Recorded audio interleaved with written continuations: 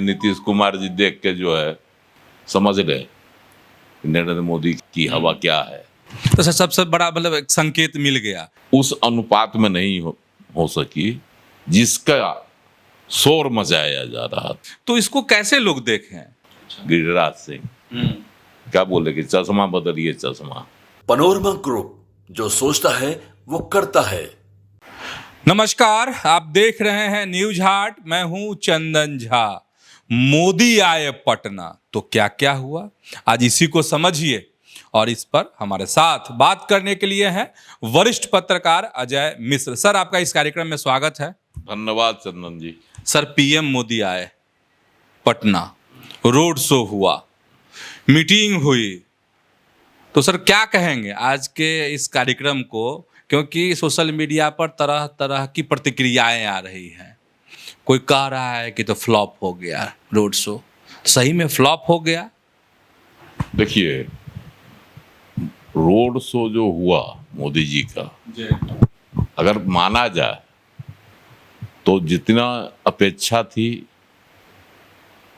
उतनी जो है ना भीड़ जुटी और ना ही जो है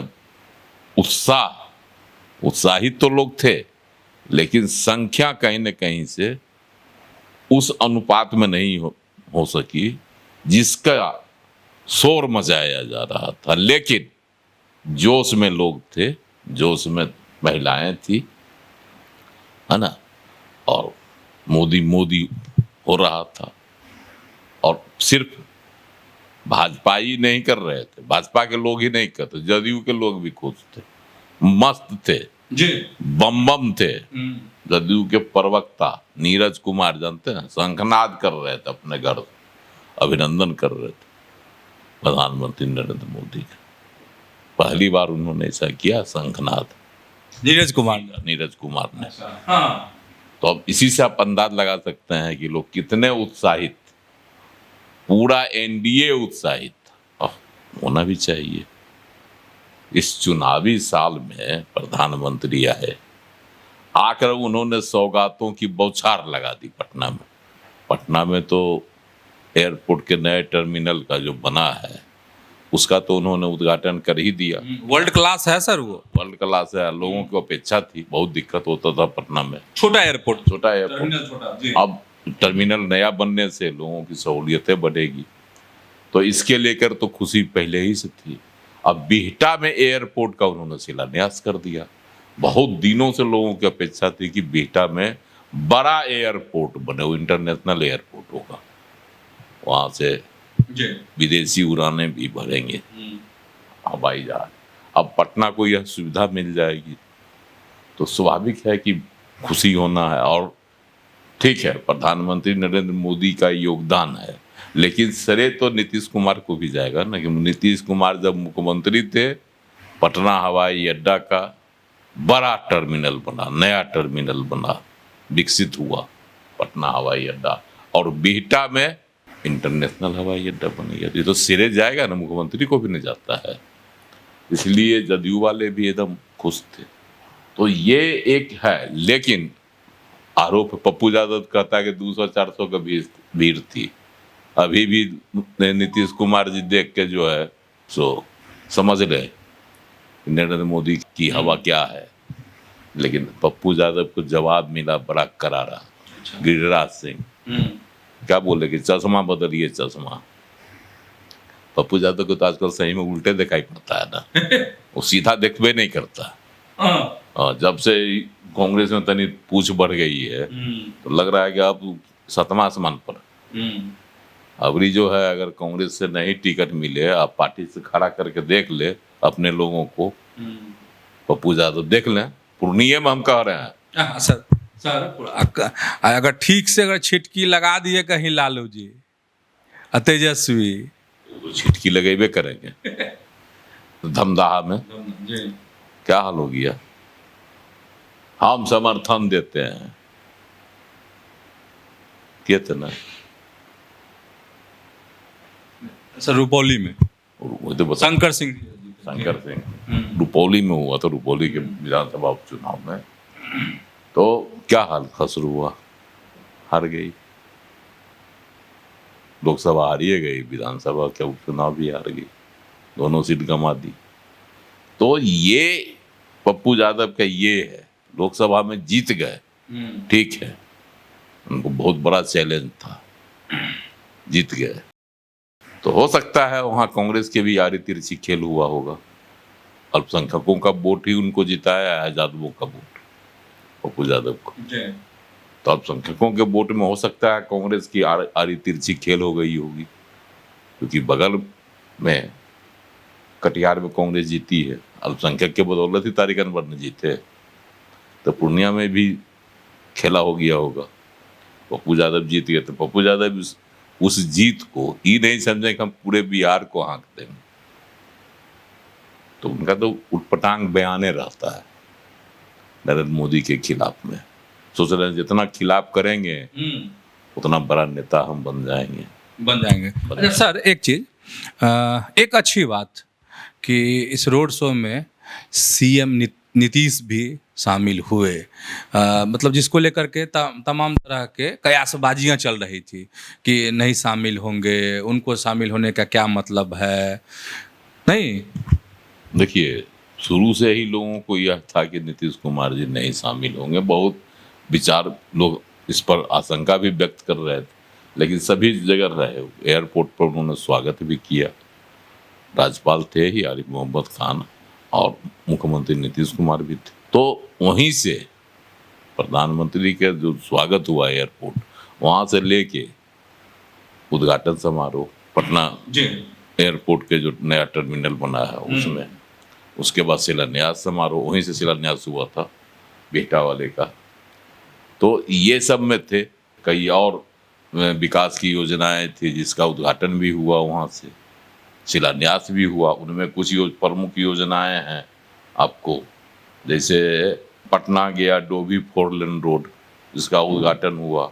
उसके बाद गोपालगंज के 4 लेन एलिवेटेड, लागत 249 करोड़ का, इसका भी हुआ। इसी तरह का सोननगर मोहम्मदगंज के बीच 3rd लेन लाइन का उद्घाटन हुआ था। ये सब है बीच में। उसके बाद शिलान्यास भी हुआ था बिहटा एयरपोर्ट के साथ साथ नबीनगर में फेज 2 के तहत 800 मेगावाट जो बन रही है बिजली यूनिट, उसका शिलान्यास वहाँ। तो इस तरह के बहुत सारी योजनाएं लगभग जो उन्होंने सौगात प्रधानमंत्री ने दी इस चुनावी वर्ष के लिए और एनडीए की सेहत के लिए चुनावी साल में, तो बहुत बड़ा तोहफा हो गया बिहार के लिए एनडीए, मतलब नीतीश कुमार जी के लिए भी और भाजपा के लिए भी और एनडीए के तमाम घटकों के लिए, ताकि यह प्रचार करके कि हमने बिहार का चेहरा बदला, प्रधानमंत्री ने बिहार के जो है विकास के प्रति कितने हैं चिंतित, कितने इच्छुक, कितने लगनशील, इन तमाम बातों को चुनाव में प्रचारित करेंगे। और एक रोड मैप जो होता है विकास का, नए सिरे से इसको बनाने में, दिखाने में एनडीए के तमाम घटक दलों को सहूलियत होगी। तो सर, सबसे बड़ा मतलब एक संकेत मिल गया कि एनडीए एकदम मजबूत है, नीतीश साथ में रहे पीएम मोदी के। हाँ, एनडीए साथ, एनडीए में कहीं कोई छिटका छिटकी नहीं हुआ, छिटका छिटकी नहीं था। अगर नहीं होते तो एक अलग मैसेज है।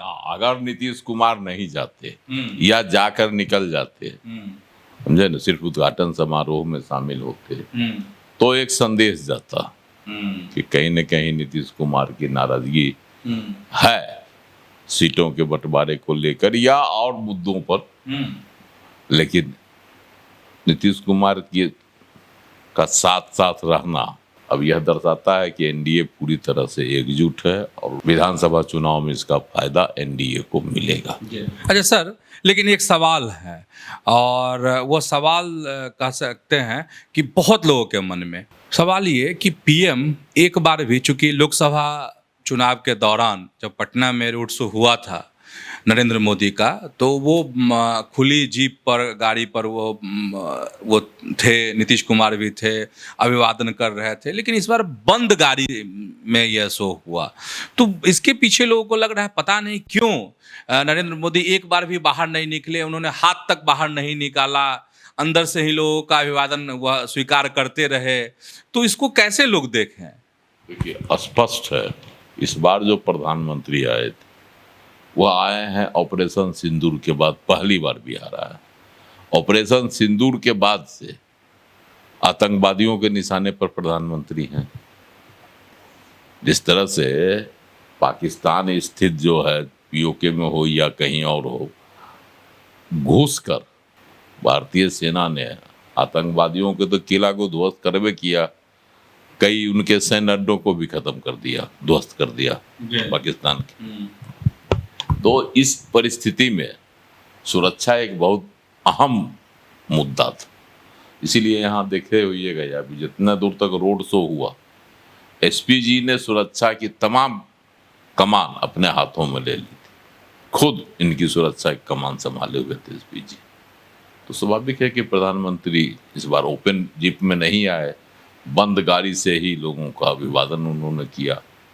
तो हो सकता है यह भी वजह हो, या फिर और कोई गर्मी बहुत थी, 35 डिग्री टेम्परेचर था, लोग उसी में पसीने पसीने तरबतर थे, फिर भी लोग खड़े रहे, तो यह भी एक वजह हो सकती है। अच्छा सर, अब प्रधानमंत्री का कल कार्यक्रम शाहाबाद में, विक्रमगंज में सभा होनी है, तो अब इसका मतलब यह निकाल ले बिहार की जनता कि चुनावी बिगुल बज गया। पटना में रोड शो, शाहाबाद में जनसभा होने वाली है। देखिए, प्रधानमंत्री आए कहाँ से? पश्चिम बंगाल होते हुए, वहाँ भी इन्होंने सभा की। ऑपरेशन सिंदूर के तहत ही वहाँ भी एक तरह से चुनावी सभा उसको कहिए वहाँ हुआ। लेकिन वहाँ तो अभी 2026 में चुनाव होने हैं, अलीपुरद्वार में अगले साल। हाँ। बस तो अब इसी समय के आसपास होगा वहाँ भी। तो अब एक साल बचा है, तो चुनावी बिगुल तब वहाँ भी फूंका ही जाएगा। तो वहाँ भी पाकिस्तान पर गरजे खूब प्रधानमंत्री नरेंद्र मोदी, और वहाँ के बाद बिहार आए पटना। तो स्वाभाविक है कि यह चुनावी कार्यक्रम है, चुनावी सभा है। और प्रधानमंत्री ने 24 को अप्रैल को मधुबनी में, 22 को अप्रैल को घटना हुई थी पहलगाम में, जब मार दिया था आतंकियों के जो हमले। हाँ, तो उसके बाद 24 को मधुबनी आए प्रधानमंत्री, उन्होंने ऐलान किया कि हम घुस कर मारेंगे पाकिस्तान में आतंकवादियों जिन्होंने सिंदूर उजाड़ा मेरी बहनों का, माताओं का, हम उनका जो है नाश कर देंगे। और उन्होंने कर दिया, कहकर आए, कर दिया, दिखा दिया, और तब पटना में रोड शो कर रहे थे। तो सुरक्षा भी एक अहमियत थी।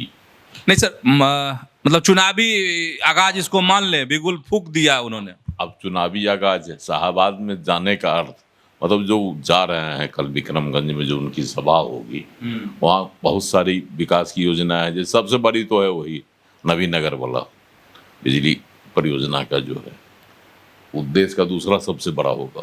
तो ये एक चीज जो दिया जा रहा है बिहार को, एक बड़ी उपलब्धि होगी। जब उसका चालू हो जाएगा तो बहुत बड़ी उपलब्धि हो जाएगी। तो ये भी एक बहुत बड़ी बात है। दूसरी बात है कि शाहाबाद को ही उन्होंने क्यों चुना, यह भी एक है कि शाहाबाद को चुनने का भी अर्थ है कि शाहाबाद ने ही लोकसभा चुनाव में इनको कहिए तो कंधे की सवारी वाली सरकार बनवा दी। अगर शाहाबाद संभल जाता तो शायद ही इनको जरूरत पड़ती, अपनी इनकी सरकार बनती। लेकिन शाहाबाद ने ऐसा दगा दिया कि एनडीए के लिए और खास करके बीजेपी को 4 सीटों का सीधा घाटा हुआ। आरा, बक्सर, सासाराम और औरंगाबाद। 1 सीट निकला रालुमा के हाथ से, उपेंद्र कुशवाहा हार गए, या कहिए उसको जदयू के कोटे की सीटें थी। तो ये हुआ, लेकिन भारी क्षति हुई किसको? बीजेपी को। तो प्रधानमंत्री का फोकस है कि लोकसभा चुनाव में तो हमने ठीक गंवा ही दी सीट, विधानसभा चुनाव में उसको रिगेन किया जाए। और 2020 के विधानसभा चुनाव में शाहाबाद के इलाके से ही महागठबंधन को मजबूती मिली थी। लेफ्ट जो माले वाले जीते हैं शाहाबाद के इलाके से ही, और आरजेडी के भी लोग जो जीते हैं वह भी शाहाबाद के इलाके से। तो इस बार प्रधानमंत्री और एनडीए की, नीतीश कुमार की भी नजर होगी कि शाहाबाद में जो इतिहास था 2020 में और 2024 के लोकसभा में नया इतिहास बना, उन सबों को फिर से मिटाकर नई कहानी लिखी जाए, नई इबादत लिखी जाए। इसलिए प्रधानमंत्री ने शाहाबाद के इलाकों को चुना और वहां से चुनावी बिगुल कल फूंक देंगे। तो आप समझ गए होंगे कि आखिर बिहार क्यों आए मोदी, पटना में मोदी का आखिर रोड शो कैसा रहा। तो ऐसे ही जुड़े रहिए न्यूज हाट के साथ, खबरों से अपडेट रहिए। धन्यवाद, नमस्कार।